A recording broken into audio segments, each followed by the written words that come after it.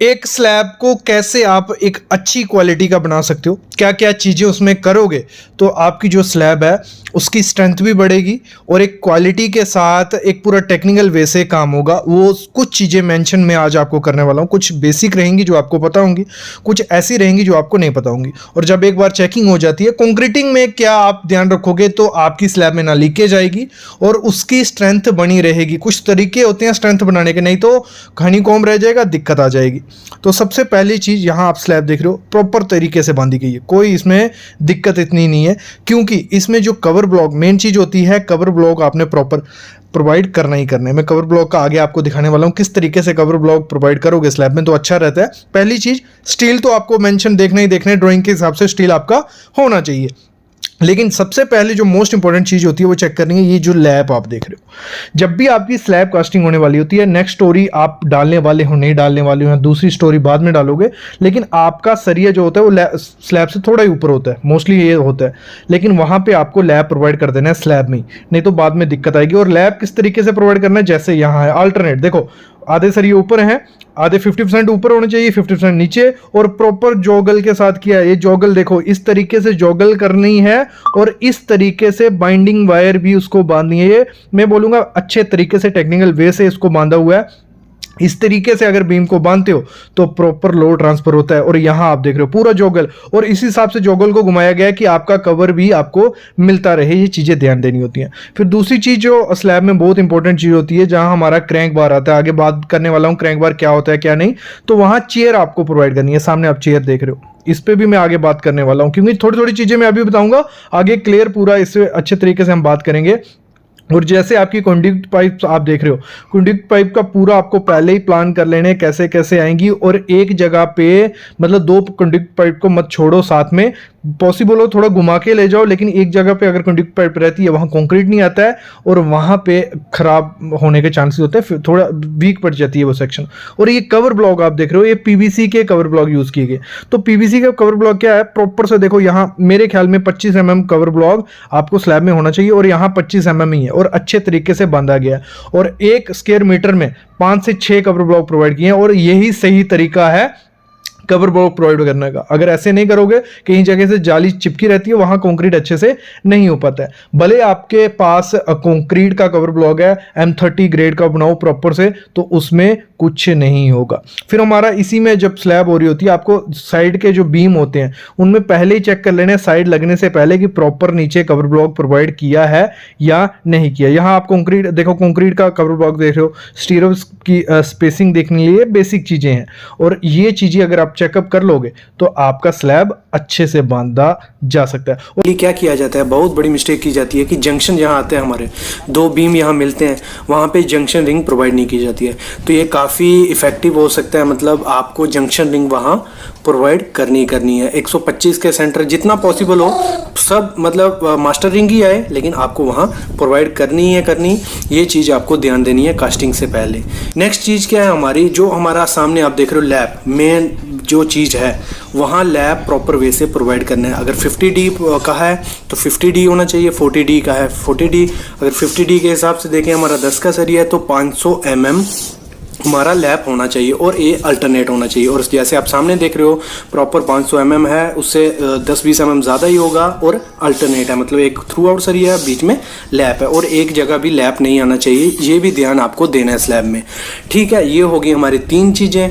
Next जो है crank बार, proper way से क्रैंक बार प्रोवाइड किया गया है कि नहीं किया, ये भी आपको देखना है। अगर ड्राइंग में 30 डिग्री मैंशन किया है तो 30 डिग्री प्रोवाइड करना है, अगर 45 डिग्री का है तो आपको 45 डिग्री वहाँ प्रोवाइड करना है। ये चीज़ भी आपको देखनी है कि स्पेसिंग में कोई गड़बड़ तो नहीं की है, प्रॉपर वे से स्पेसिंग प्रोवाइड की है नहीं की है। और दूसरी चीज़ साथ में देख लेनी है आपको बाइंडिंग वायर, कि binding wire single binding wire use किया है, डबल किया है, जहाँ जो भी उसमें बाइंडिंग वायर कही है वो प्रोवाइड की है नहीं की है, ब्लैक अनिल्ड की है जहाँ GI की वायर यूज़ की है नहीं, ये चीज़ भी आपको ध्यान देनी है। ये होगी हमारी 4 चीज़ें। और अगली जो चीज़ है वो काफ़ी इंपॉर्टेंट चीज़ है, अगली है जो आपके कॉलम का रेनफोर्स है नीचे से आया हुआ, उसमें प्रॉपर वे से से मास्टर रिंग प्रोवाइड किया है नहीं किया है वो भी आपको देखना है, क्योंकि कास्टिंग के दौरान अगर वर्टिकल बार्स इधर उधर हो गए तो बाद में कवर में दिक्कत आ सकती है आपको। तो इसलिए आपको प्रॉपर वे से मास्टरिंग कर देना है और उसको प्रॉपर वे से देखना है कि उसका सरिया कहीं बीम से बाहर ना हो। ये चीज़ें भी आपको ध्यान रखनी है जब भी आप स्लैब की रिइंफोर्समेंट चेक करो। नेक्स्ट चीज़ जो देखनी है आपको वो देखनी है चेयर प्रॉपर वे से प्रोवाइड की गई है नहीं की है। जहाँ भी चेयर का ज़रूरत है वहाँ आपको चेयर प्रोवाइड करनी है और हर 1 मीटर पे आपकी चेयर होनी चाहिए, ये आपको ध्यान देना है। और जितने दाया का आप स्टील वार यूज़ कर रहे हो उससे 10 गुना मतलब 10 mm ज़्यादा ही आपकी होनी चाहिए। अगर मैं कहूँ अगर हम 10 mm का स्टील यूज़ कर रहे हैं तो उसमें हमारी 12 mm की चेयर होनी चाहिए। 12 mm से छोटा चेयर डाया का चेयर नहीं होना चाहिए, ये चीज़ भी आपको ध्यान देनी है। ये हमारा है स्लैब बीम। ये तो काफ़ी देखा भी होगा आपने स्लैब में, अगर आप साइट इंजीनियर हो या स्टूडेंट्स हो तो उन्होंने कंसील्ड बीम के बारे में ज़्यादा सुना होगा। तो ये होता है हमारा स्लैब बीम। जो स्लैब बीम होता है उसकी थिकनेस सेम होती है जैसी हमारी स्लैब होगी, जितनी ही हमारी स्लैब होगी उतने की ही उसकी साइज़ होता है। देखो इसमें चेक क्या करना है आपको, जब हम मोस्टली मैंने देखा है कंसील्ड बीम डाला जाता है ना, तो जब उसको बांधा जाता है तो उसमें नीचे कवर नहीं डाला जाता है। तो उसको प्रॉपर से आपको रिंग का साइज़ बनाना है, क्योंकि बहुत कम रिंग का साइज़ होता है और वो हर एक जो बार बेंडर रहता है वो बना नहीं सकता। तो इसको पूरा ध्यान देना है कि वो आपके स्लैब में पूरा रहे और प्रॉपर कवर भी मिले। तो ये गलती हो जाती है, एक साइट इंजीनियर को पहले ये मेंशन कर देना है कि हमें जहाँ तेरा स्लैब बीम आएगा स्लैब में तो वहाँ नीचे और ऊपर कवर मिलना चाहिए, ना नीचे मिलता है ना ऊपर। और जब कंक्रीट हो जाता है तो उस एरिया में क्रैक्स दिखने लग पड़ते हैं। तो ये चीज़ आपको पहले उसको मेंशन कर देनी है कि इसकी थिकनेस प्रॉपर से रखना और स्टील डिटेल तो देखनी ही देखनी है और फिर चेक तो करना ही करना है। और अच्छी स्लैब बनाने के लिए मोस्ट इंपॉर्टेंट चीज़ होती है क्रैंक बार। तो क्रैंक बार आपको मस्ट प्रोवाइड करने हैं। करते क्यों है, ये काफ़ी क्वेश्चन पुटअप होता है, आपको ठेकेदार भी पूछ सकता है और आपको इंटरव्यू में पूछा जा सकता है। और क्रैंक बार अल्टरनेट क्यों प्रोवाइड किए जाते हैं, जैसे आप देख रहे हो एक छोड़ के एक अल्टरनेट प्रोवाइड किया गया है। ऐसे तो हम कंटिन्यू भी क्रैंक बार प्रोवाइड करते हैं, लेकिन इंडिया में प्रैक्टिस रहती है कि इसको हम अल्टरनेट प्रोवाइड करते हैं। इससे क्या होता है, आपकी एक जो स्टील की कॉस्ट भी कम होती है, लेबर कॉस्ट भी कम होती है। तो इसी रीज़न से हम अल्टरनेट देते हैं। ये इंडियन पैटर्न है। आपने फॉरेन की कंस्ट्रक्शन में देखोगे तो वहाँ रेगुलर कंटिन्यूस भी प्रोवाइड किया गया है क्रैंक बार, लेकिन यहाँ पे अल्टरनेट मोस्टली देखा जाता है।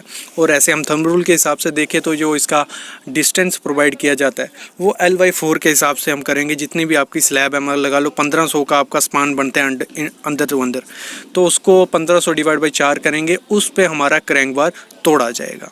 और इसकी जब हम कटिंग लेंथ निकालते हैं, एक्स्ट्रा कटिंग लेंथ जो बार में आएगी वो 0.42D के हिसाब से होगी और 0.42 कांस्टेंट रहेगा। D आपका हो गया स्लैब की आपकी थिकनेस, मतलब आपको 125 mm की स्लैब है, दोनों तरफ से कवर माइनस कर लेंगे। अगर हम 25 mm कवर प्रोवाइड कर रहे हैं तो 75 mm 0.42D इंटू 75, मतलब मोस्टली 40 से 50 mm एक्स्ट्रा कटिंग लेंथ आपको जोड़ना पड़ेगा जब भी आप क्रैंक बार प्रोवाइड करोगे। तो ये इंटरव्यू में भी क्वेश्चन राइज होता है कि क्रैंक बार क्या होता है, क्यों हम प्रोवाइड करते हैं। ऐसे ही हम क्रैंक बार बीम में देते हैं और बीम में भी ये वर्क वो करता है, शेयर फोर्स को काउंटर करता है, नेगेटिव बेंडिंग मूवमेंट को भी रेजिस्ट करने का काम वो करता है।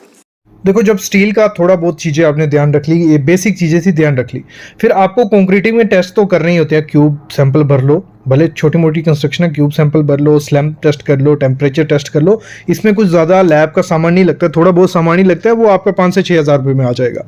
तो ये हो जाता है। फिर मेन चीज़ जब कंक्रीटिंग हो रही होती है उसमें बहुत इंपॉर्टेंट चीज़ ध्यान रखनी है। पहले तो मेन फंडा क्या है, जहाँ जो मेन जो उसमें रहता है कि हनी कॉम आता है, बाद में प्रॉपर से कंक्रीट नहीं होता है, गैप रहता है, वॉइड्स रहते हैं। तो उसको ख़त्म करने के लिए हमें क्या चाहिए होता है, वाइब्रेशंस।